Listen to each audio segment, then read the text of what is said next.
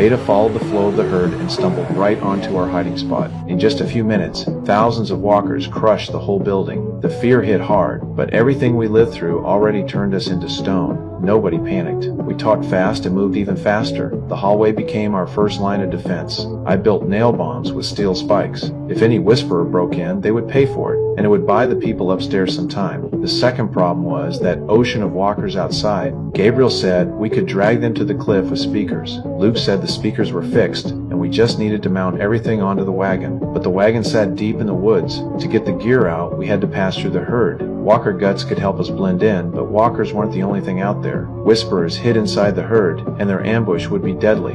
4 groups, 2 in each. 1 carries the cargo, 1 protects. It's crucial that all the equipment makes it to the wagon. We can make it through. I'll help. We're willing. But not if she goes. And we know she's earned trust with you, but Oceanside isn't ready. Not with this. That's fine. As it happens, Lydia's role is in here. Look, we're not all gonna make it through. But this is the only way.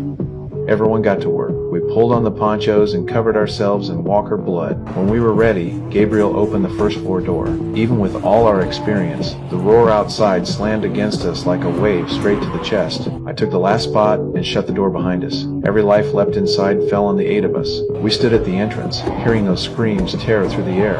Everyone tried to steady their breath. I drew my knives and nodded at Jerry. Jerry kissed the charm his wife gave him, like a silent prayer. The moment the handle turned, walkers pushed in. Our disguise worked, and none of them touched us. We all breathed out at once. When the hallway was packed, we moved with the herd step by step. With so many bodies around us, the whisperers couldn't pick us out. Outside, the pressure hit even harder. The herd wrapped around us so tight even walking felt like dragging a mountain. Kelly stayed right on my shoulder. There were too many walkers. Beta didn't even notice we slipped out. Carol and Beatrice moved steady. Luke stayed with his girlfriend. Her hand never left his. Magna struggled the most. Walkers pressed her until she almost broke. Jerry reached from behind, grabbed her shoulder, and pulled her toward the gaps. 10 minutes later, we hit the outer edge. None of us noticed a whisperer with a knife standing ahead. He swung at me, but an arrow hit him first. He screamed, and walkers tore him apart in seconds. It was brutal. The shot came from our people in the building. Gabriel had eyes on us the whole time, giving us cover. Beta reached the building and heard the scream. He looked up and saw Diane on the ledge.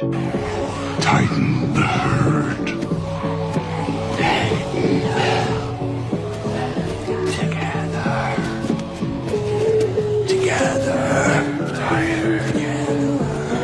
Beta gave the order. Walkers closed in tighter, and every step became a fight. Gabriel and the others stared in shock. The herd swallowed the view until even we disappeared. What do we do? Hey, I've got one. Are you sure? Yeah, I think so. Wait, we need to be certain. It might be one of our own people.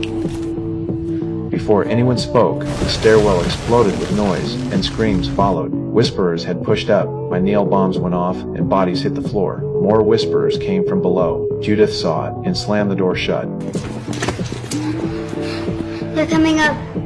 Inside the building, only the elderly and kids were left. They shoved furniture to the doors, trying to buy us time. Outside, Magna's team already cleared the herd and waited in the woods. 10 minutes passed, and we still weren't there. They started thinking someone went down. Without the gear, the plan was dead. Then Kelly and I walked out of the dark, and they finally breathed again. Only Carol's team was left. Their path was longer, so they were still coming. Then a whisperer with a blade stepped out and locked onto them. Carol didn't notice the danger. The whisperer slashed Beatrice. Carol reacted fast and drove her knife into his gut.